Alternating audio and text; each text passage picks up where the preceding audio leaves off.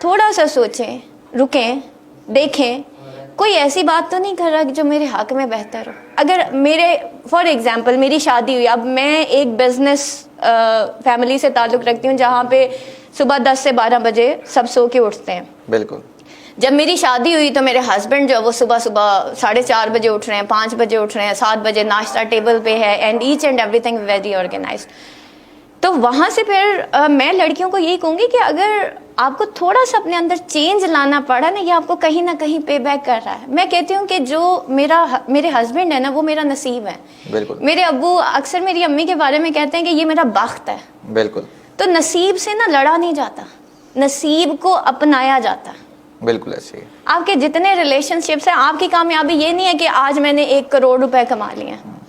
آپ کی کامیابی یہ ہے کہ آپ کے پاس جو ریلیشن شپس ہیں آپ نے اس کو اپنا نصیب سمجھا ہے, اس کا نصیب سمجھا ہے, اور اس کے ساتھ شانہ بشانہ چل رہی ہیں, اور اس میں آپ لوگ میکسیمم اپنی ایفرٹس ڈال رہے ہیں. That's the main thing. اور اگر کوئی بھی چیز 100% ایکوریٹ نہیں ہوتی نا. میں چاہتا ہوں کہ جی مجھے کیٹرینہ کیف ملے تو اٹس ناٹ پاسبل. اور اگر ہم یہ سمجھتے ہیں اور کیٹرینہ کیف بھی مل جائے تو تب بھی وہ کہے نہیں یہ تو مسئلے مسائل ہے. ٹھیک ہے, تو ان چیزوں کو تھوڑا سا کمپرومائز اسی چیز. لیکن جب آپ اکٹھے رہتے ہیں تو ایسا نہیں ہوتا کہ ڈسپیوٹس نہیں ہوتے, لڑائی نہیں ہوتے. میں مطلب ہو ہی نہیں سکتا نا. جب اللہ تعالیٰ نے انسان کو بنا رہا تھا اللہ تعالیٰ, تو شیطان ہمارے قریب سے گزرا اور اس نے کہا یا اللہ یہ جو تو مخلوق بنا رہا ہے نا یہ تو دنیا میں جا کے فساد کرے گی. ایسے ہی جی.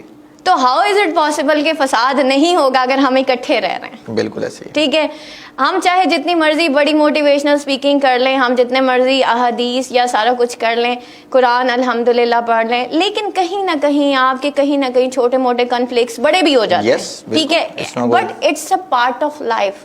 میں نے کہا نا جب آپ نے یہ سوچ لیا نا یہ میرا نصیب ہے, پھر اب اس کے اندر نقص نہیں نکلتا. بالکل ایسے ہی. ٹھیک ہے, پھر اس کو اپنایا جاتا ہے کہ یہ میرا نصیب ہے, یہ اللہ نے مجھے گفٹ کیا. ٹھیک ہے, ایک ہوتی ہے قسمت وہ آپ خود بناتے, ایک آپ کا نصیب ہے, اس پہ آپ کا نہیں اللہ کا لکھا ہوا چلے گا. بالکل ایسے. تو اللہ کے ساتھ تو فائٹ نہیں ہے نا ہماری. بالکل تو جو چیز میری اللہ کی مرضی سے آئی ہے نا مجھے اس سے محبت ہے, پھر چاہے وہ کچھ بھی ہے, چاہے وہ میرا کوئی ریلیشن شپ ہے, کچھ بھی ہے, چاہے وہ میری بیماری ہے. اگر میں پیرالائز ہوئی تو مجھے اس پہ دکھ نہیں تھا, میں خوش تھی, میرا رب ہے نا, رضیت باللہ. بالکل.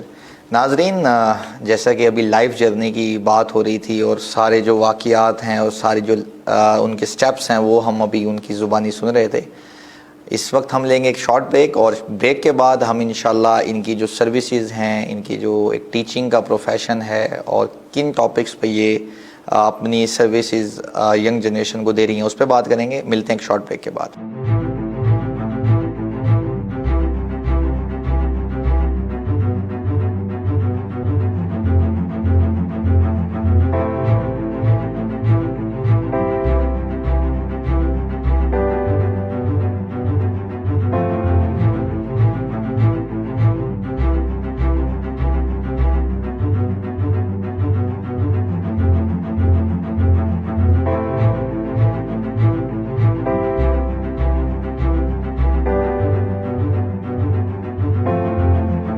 جی ناظرین, ویلکم بیک.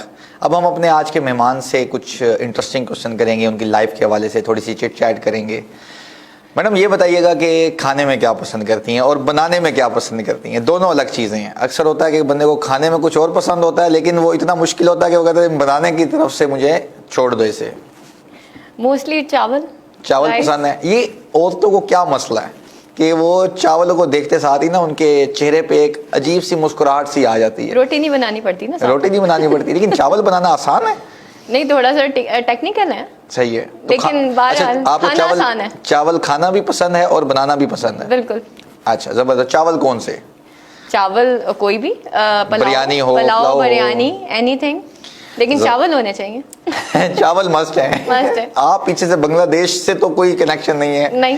اچھا چلیں پھر بھی. لیکن ہماری جو میجورٹی خواتین ہیں وہ زیادہ چاولوں کو دیکھتے ہوئے ان کے چہرے پہ ایک مسکراہٹ سی آ جاتی ہے. میں نے اپنے گھر میں بھی دیکھا ہے, اور ہمارے جو گھر کی خواتین ہیں وہ بھی چاولوں کو بہت زیادہ پسند کرتی ہیں.